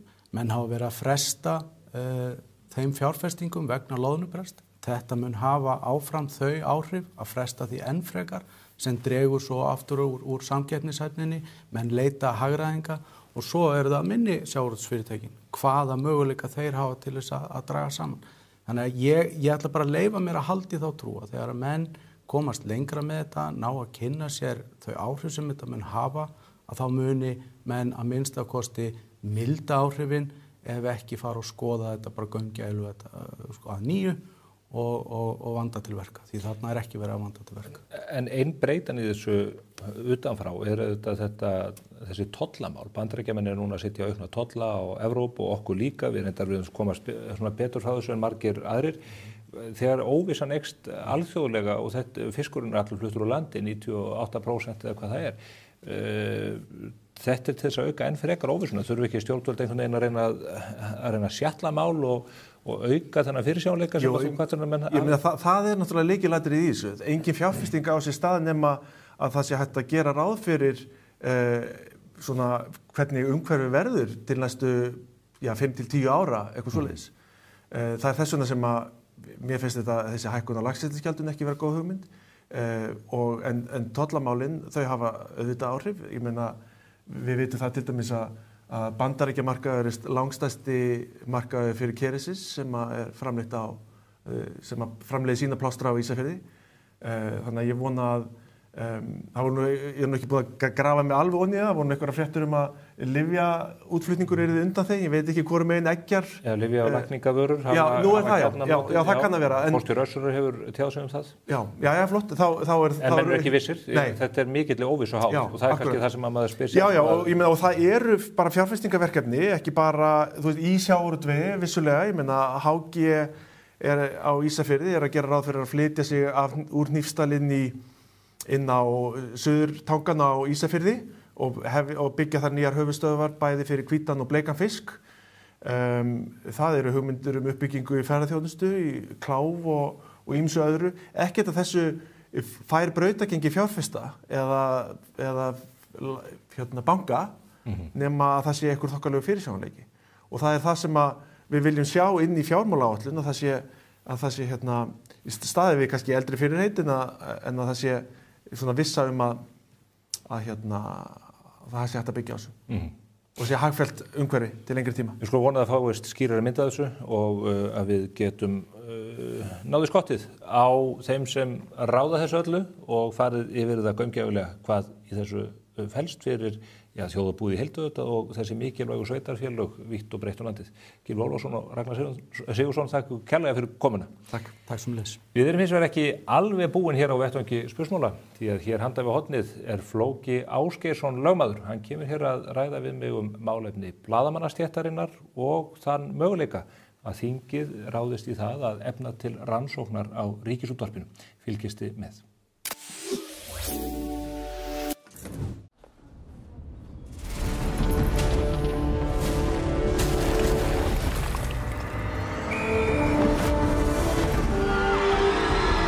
Hvern langar þig að hitta í dag? Pennin Eymundsson. Við brjótum blað í miðlun frétta. Ný upplifun í nýju appi. Þægilegt, einfalt og aðgengilegt. Hvar og hvenar sem er. Eins og það á að vera. Sæktu Mokka appið núna. I just want a little bit of party. Welcome to my house, let's move a body. If you need a place to share what's in your body. Komið sæla nýju. Hingað komin Flóki Ásgeirsson lögmaður sem að hefur tekið að sér Já, sókn og vörn fyrir Blaðamannafélag Íslands. Sigríður Dögg Auðunsdóttir, formaður Blaðamannafélagsins, hefur ekki gefið kost á viðtali út af stóru máli, leyfi ég mér að segja, sem að teygir anga sína hér inn á vettvang spursmála. Það varðandi hið svokallaða byrlunarmál sem að teygir sömuleiðis anga sína víða og meðal annars í því sambandi inn í Efstaleiti 1, þar sem Ríkisútvarpið hefur höfuðstöðvar sínar. Málið tengist sem sagt því að stjórnskipunar eftirlitsnefnd hefur nú til umfjöllunar þann möguleika að þingið efni til rannsóknar eða skipi rannsóknarnefnd það hver aðkoma Ríkisútvarpsins var að þessum máli öllu saman. Máli sem með miklum ólíkindum og ég hef fjallað bæði á síðu Morgunblaðsins og hér í þættinum. Og ég ætla að ræða við Flóka álitaefnin sem að tengjast þessum bægslagangi í stjórnskipunar eftirlitsnefndinni og hvaða viðhorf Blaðamannafélagið hefur til þess alls saman. Bless á Flóki. Sæll. Er þetta ekki nokkuð heildstæð lýsing á stöðunni? Jú, þetta, af vísu, þú segir heildstæð, en málið þetta eins og segir er ákaflega víðfemt og það nú eiginlega alveg tvískiptað að því leyti að annars vegar málið þetta varðar líf ákveðins einstaklings og einstaklinga og sakamál það sem þeir hafa aðalastöðu. Og svo eins og það snýra Blaðamannafélaginu og þá varðar það auðvitað blaðamannastéttina alla sakamál sem í kjölfarið hefst þar sem að þessir ákveðni blaðamenn hafa restuðu sakbornings og kannski rétt að taka það með upp að aðkoma félagsins sem auðvitað bara fagur stéttarfélags að því máli auðvitað ekki sem aðili að málinu eða sérstakur hagsmunagæslur maður þessar einstaklinga heldur nálgast félagið þetta auðvitað út frá hagsmunum stéttarinnar í heild sinni. Þannig að það svona, en vissulega þetta er margbrotið mál. Þetta mál síðan að lokum, eða það að segja lögreglan hættir rannsókn á þessu máli, kemst ekki lengra þegar þeir eru að reyna að teikna mynd af því sem gerðist þessa daga í maí 2019, eða maí og fram á hausti 2019. Síðan gerist það að lögmaður sem sagt Pál Steingrímssonar sem kannski aðal söguhetjan í byrlunarmálinu sendir ítarlegt og langt erindi eða beiðni til stjórnskipunar eftirlitsnefndar og fer fram á það að hlutur Ríkisútvarpsins, ríkisstofnunarinnar RÚV og HF sé skoðaður. Blaðamannafélagið bregst í raun, ég lefum að segja, ókvæða við þessari beiðni. Já, ég myndi kannski ekki orða það þannig því að Blaðamannafélagið það vissulega bregst við og það sendir í tilefni og það auðvitað vísað í erindi Blaðamannafélagsins til þessa tilefnis erindi sem þetta erindi frá einstaklingnum og beiðnin og þetta opinber umfjöllun vegna þess að það er svo sem ekki opinskátt hvað gerist í samskiptum borgarana við stjórnskipunar eftirlitsnefnd en í þessu tilviki þá höfðu upplýsingar komið fram opinberlega það að þetta erindi hefði borist og af því tilefni að þá beindi Blaðamannafélagið eins og segir erindi til nefndarinnar þar sem að svona ég má segja bent á aðra hlið málsins. En það er kannski mikilvægt að taka fram að í því erindi Blaðamannafélagsins þá engin afstæð tekin hvorki til efnis erindisins frá einstaklingnum eða hvort að tilefni sé fyrir nefndin til að rannsaka þann málsins. Bæði hefur Blaðamannafélagið það erindi ekki undir höndum og það er heldur ekki verkefni þess að taka til þess afstöðu að borgarnir leiti til stjórnskipunar eftirlitsnefndar. Það er auðvitað bara sjálfsagt mál að menn freysti þess. En hins að það sem Blaðamannafélagið gerir í þessu erindi er að benda á að ef að máli verði tekið fyrir að þá kunni að vera ástæða til þess að fjalla jafnframt og bara alveg á þess að tekið sér afstæð til tilefnisins á rannsókn og hinum þættinum að fjalla þá jafnframt það sem að Blaðamannafélagið hefur bent á og talið vera aðalatriði málsins. En formaður Blaðamannafélagsins hefur sagt það er ekki stjórnskipunar eftirlitsnefndar að rannsaka Ríkisútvarpið eða blaðamanna þeir eru að rannsaka lögregluna. Þannig að hún hefur beinlínis dregið línu í sandinn og sagt þið að villigötum þið er ekki að hlusta á þessa beiðni einstaklingsins eða lögmanns hans, heldur þið að hlusta á okkur sem að teljum að lögreglan hafi farið offari gagnvart blaðamannum. Og greinamurinn þar kannski gerður á því sem held ég alveg rétt hjá formanninum að það eru auðvitað stjórnskipunar eftirlitsnefnd hefur auðvitað ákveðið verkefni og hún afmarkar sínar athuganir að sjálfsögðu sjálf en hún gerir það væntanlega á grundvelli þingskapalaga og það er í sjálfu sér alveg rétt að stjórnskipunar eftirlitsnefnd hefur ekki eftirlit með starfsemi fjölmiðla sem slíkra. Hins vegar eins og þú bendir á að Ríkisútvarpið hefur sérstöðu. Það er ríkisfjölmiðl og þess vegna líka opinber stofnun eða reyndar opinbert hlutafélag. Stofnun sem heyrir undir eitt tiltekið ráðuneyti? Vissulega og er með þjónustusamning við það ráðuneyti og þetta er ekki fyrir opinbert fé, það er margt svona, þetta er sérstöða með margan hátt, þannig að á þeim grunni getur auðvitað stjórnskipunar eftirlitsnefnd haft einhver sjónarmið það að það geti hugsanlega beint athugun sinni að ráðherra fjölmiðla eða menntamála og kannan hans aðkoma málin eitthvað slíkt. Það ekkert útilokað en það líka það sem að tekið alveg skýrt framhyggja í erindinu sem Blaðamannafélagið sendi og hefur svo sem verið gert opinbert að þar engin afstaða tekin til efnis erindisins sem borgarinn beinir til nefndarinnar, heldur bara fjallað það að það kunni að vera annar flutur á málinu og það sé sá flutur sem að Blaðamannafélagið telur brýnast tilefni til þess að verði skoðaður. Sem aðkoma lögreglunar? Já, svo ég útskýri það að þá ástæðan þar, og þetta svona sem yfir þetta farið í erindinu, en ástæðan þar svo að eins og Blaðamannafélagið hefur talið máli horfa við, að þá þessi rannsókn lögreglu og alveg án tillits til atvika málsins hver þau eru og það auðvitað liggur auðvitað ekki fyrir. Það auðvitað mikilvægt að hafa það í huga að hér var sakamál sem að lögreglunar sem lauk, henni var hætt vegna þess að lögregla þaldi ekki lengra að koma sem máli. Það felst auðvitað í þeirri niðurstöðu að öll atvik liggja ekki fyrir. Það liggja ekki öll atvik en lögreglan sendi líka frá sér yfirlýsingu þar sem þeir sögðu til dæmis að vitnisburður fyrir eiginkonu Páls hefði verið stöðugur allan tíman. Vissulega og það enda vikið aðeins að því í þessu erindi að sú yfirlýsing eitt af því sem Blaðamannafélagið hefur talið svona sérstakt í málinu að sú yfirlýsing skuli hafa komið fram og svona sett spurningamerki við hvort og hvernig hún samrýmist hinni formulegri niðurstöðu málsins hvað lögreglu var það sem var auðvitað að hætta rannsókninni og þá yfirlýsingun eins og bendur á hins vegar kannski lagt til grundvallar ákveðin atriði sem að ekki endilega eiga sér stóð í þeirri niðurstöðu eða minnst kosti ganga lengra en hún. Þannig að það er eitt af þeim atriðum sem að Blaðamannafélagið hefur sett spurningamerki við. Hvaða atriði eru það? Já, það þá þau atriði að lögregla telji sig geta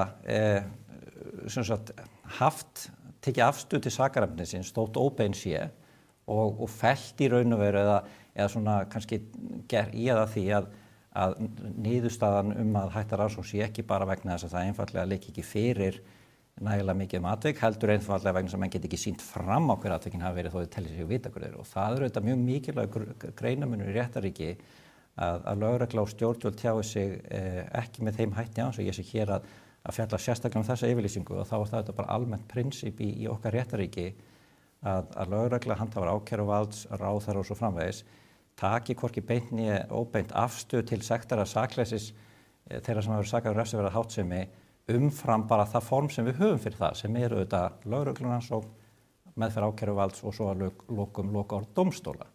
Og það eru auðvitað... En nú hafa menn gert það frægt dæmi þegar að Már Guðmundsson seðlabankastjóri lenti í kröppundansi við eitt tiltekið fyrirtæki sem reynda að tekist þessu máli. Fyrirtækið er sýknað og þá koma menn og segja að menn er bara sýknað hérna tæknaðið, sko. Þeir eru raun og verið sekir. En stjórnvöld hafa stundað þetta... Sú aðferðafræði hefur sætt mikill gagnrýni og það auðvitað einmitt þetta tiltekna mál sem þú nefnir að Seðlabankinn hefur nú ekki hann hefur nú fengið margvíslegan áfelli í því máli. Það er mörg mál sem hafa verið rekin á ýmsum stigum bæði hjá umboðsmanni Alþingis og fyrir dómstólum í kjölfar þess.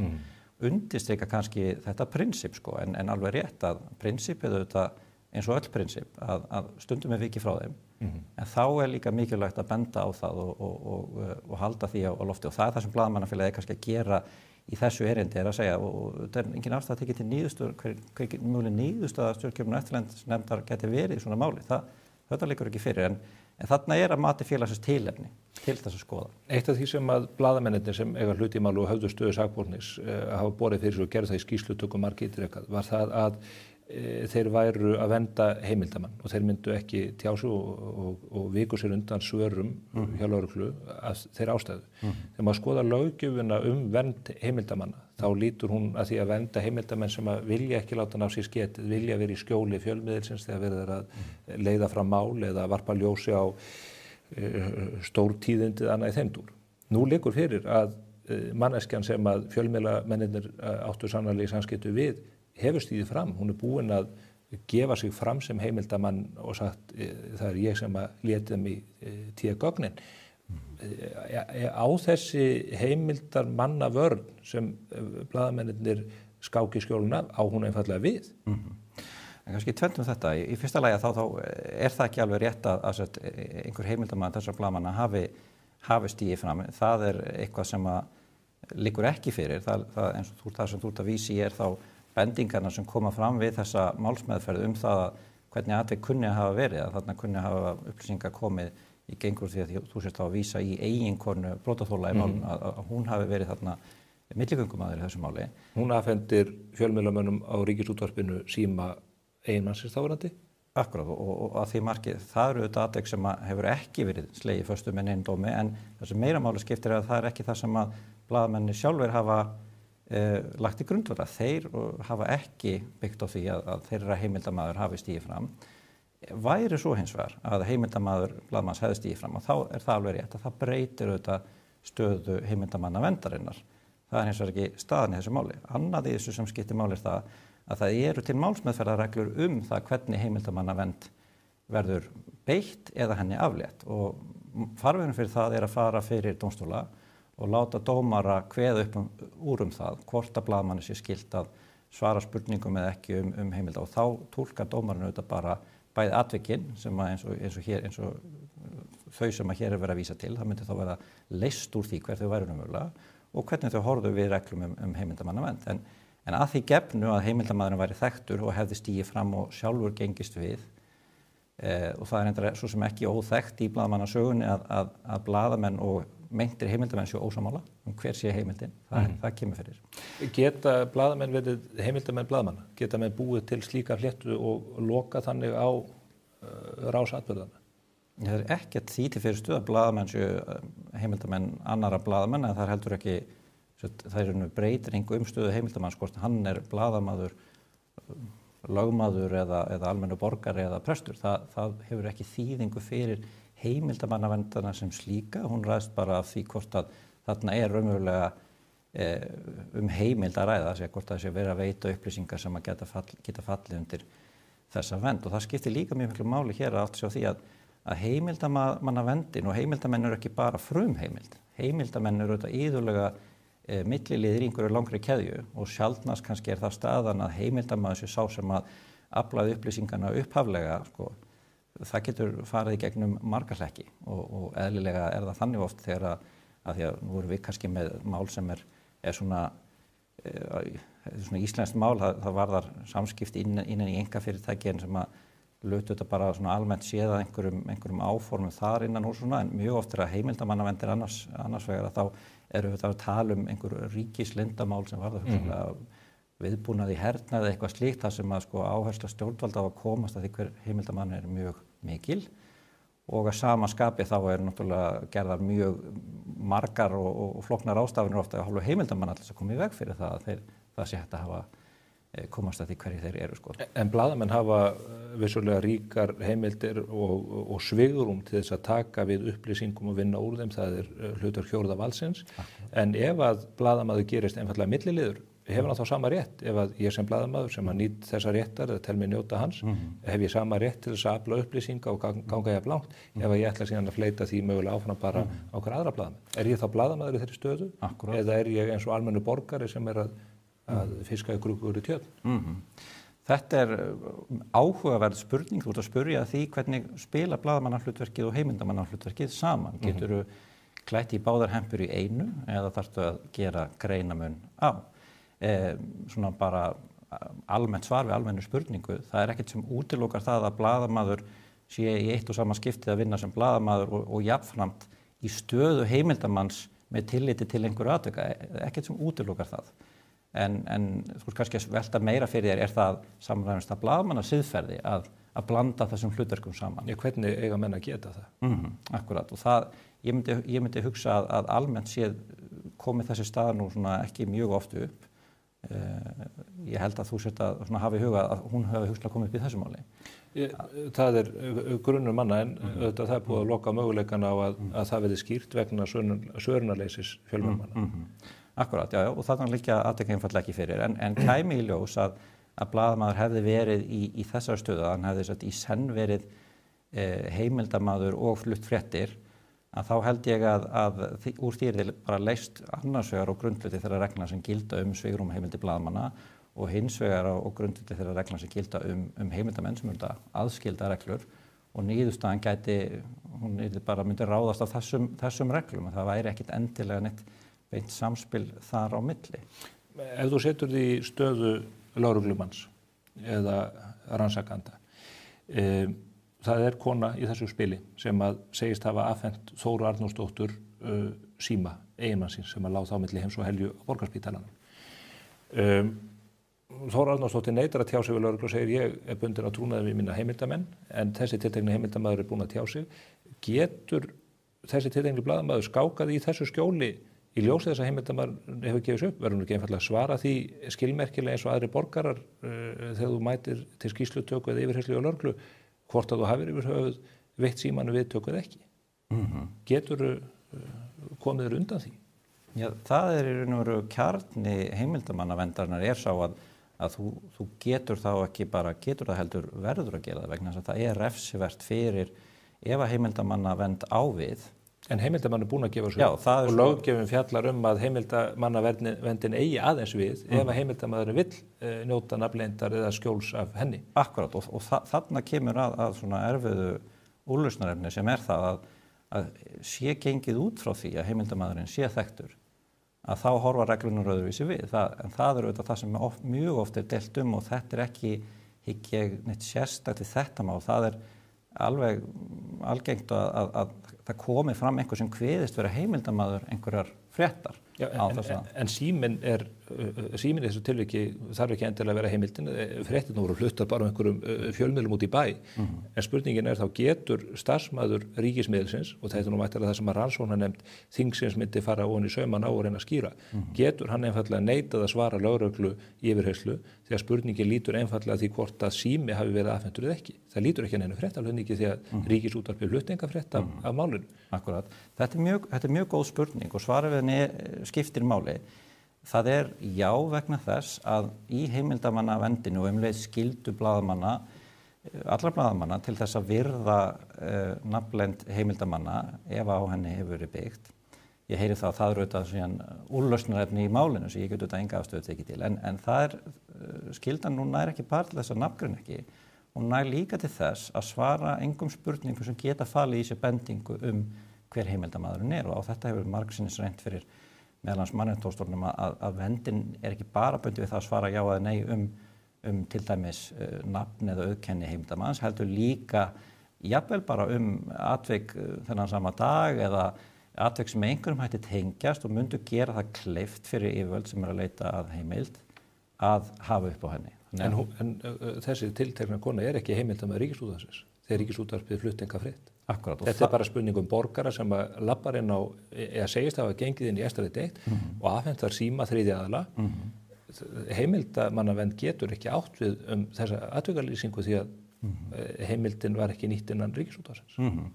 Akkurat, ég skil útgangspunktinn. Ég hugsa að hann sé svona umdeildur vegna þess að þegar að heimild kemur og einhver setur því og glemir því ekki til hvers þessar reglur heimildamannavernd. Það til þess að tryggja það að upplýsingar sem kann að hafa verulegar afleiðingar fyrir viðkomandi að miðla og getur verið mjög óþægilegt fyrir hans vinnuveitanda eða haft áhrif á hans líf, að það engu að síður talið mikilvægt og á þessu byggja reglur tjáningafrelsi og frelsi fjölmiðla til að miðla upplýsingum að þegar heimildamaður kemur og með einhver upplýsingar þá veit hann auðvitað ekki fyrirfram hvort að úr þessu verður frétt eða ekki.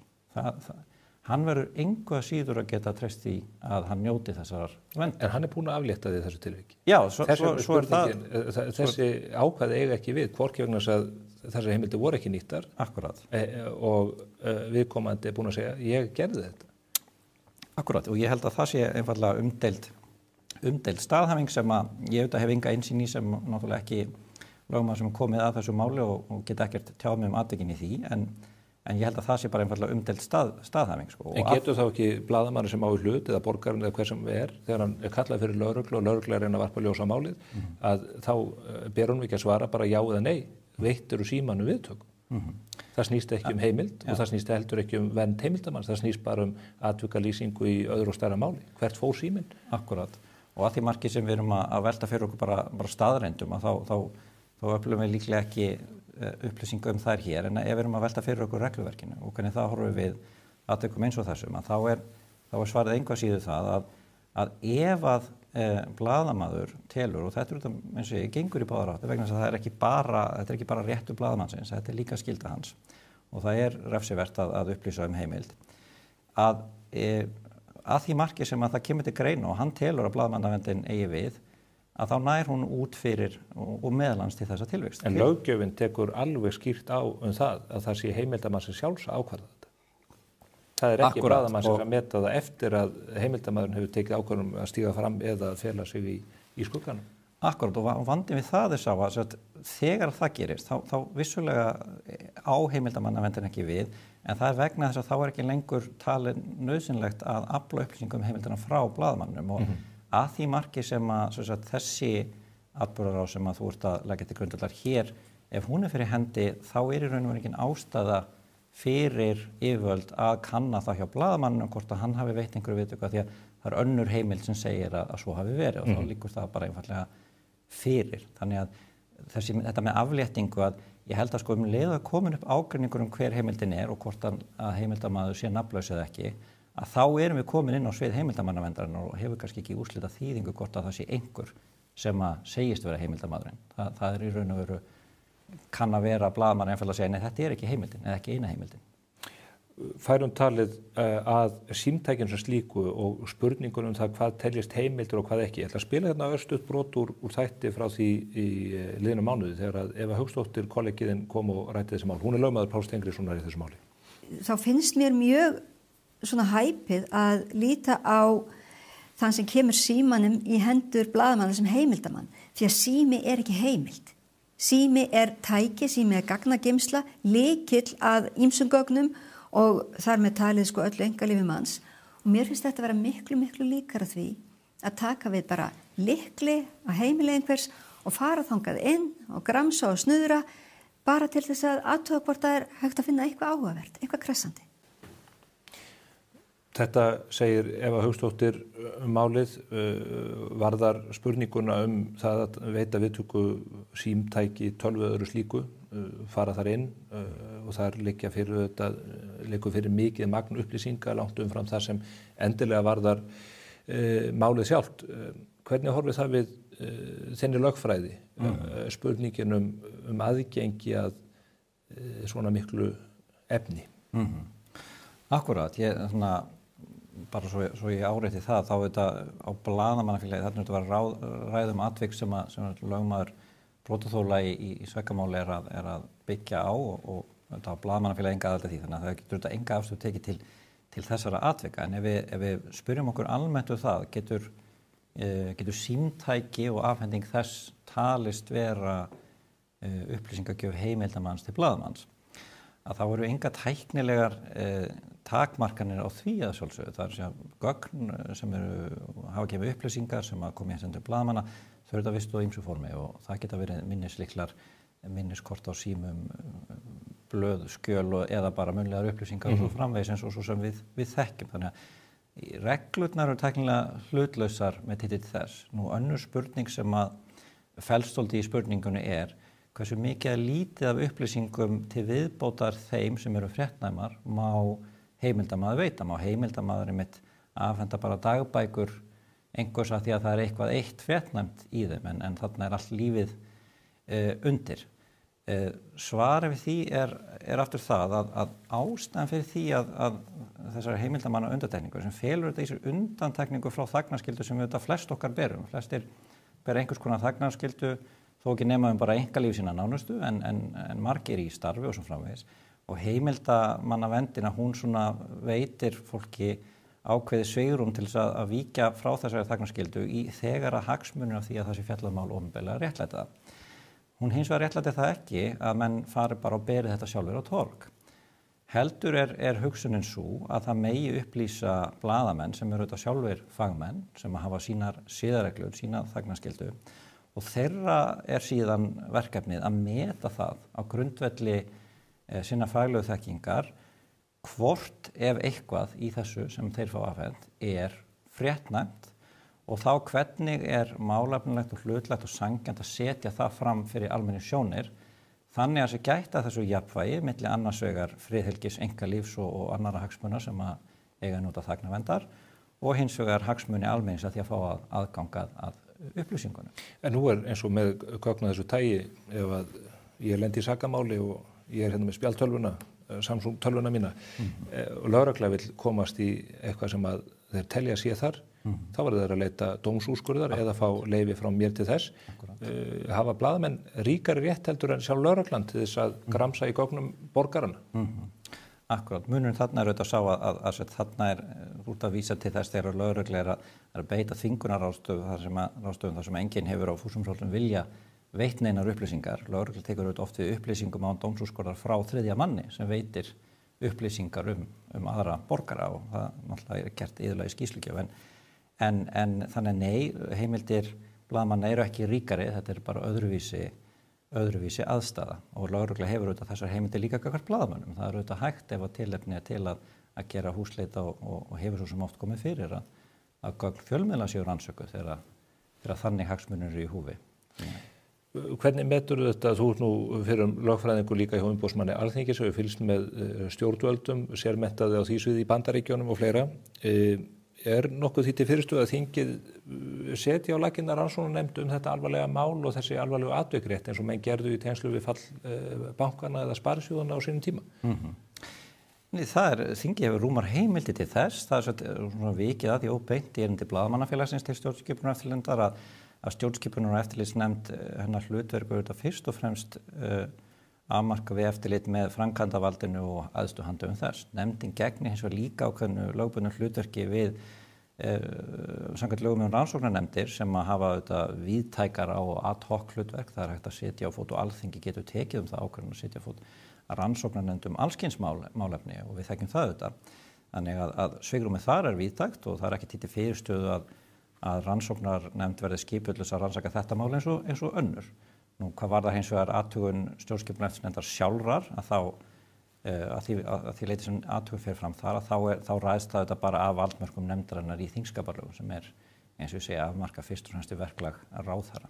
Það verður frótt að fylgjast með þessu þegar að nefndin loksins kemst í þetta. Það gengur mikið á í þinginu þessa dagana og þetta gengur líka mikið á í málsvörn þinni fyrir og sókn fyrir þína skjólstæðinga sem eru fleiri en bara blaðamannafélagið. Flóki Ásgeirsson, þakkaði kærlega fyrir komuna hingað þennan föstudaginn. Þakkaði kærlega fyrir. Þá ekki meira á vettvangi spursmála þennan ágæta föstudag en við verðum hér að viku liðni og áður en að því kemur þá verðið öll komin með Moggan, nýja appið okkar í síman og getið fylgst þar með þessum þætti og öðrum dagmálum, blaðinu sjálfu og annar efnisframleiðslu. Aðgangurinn að öllu efninu frýr 20 næstu daga eftir að því hlaði niður. Látið það ykkur ekki úr greipum ganga. Verið sæl.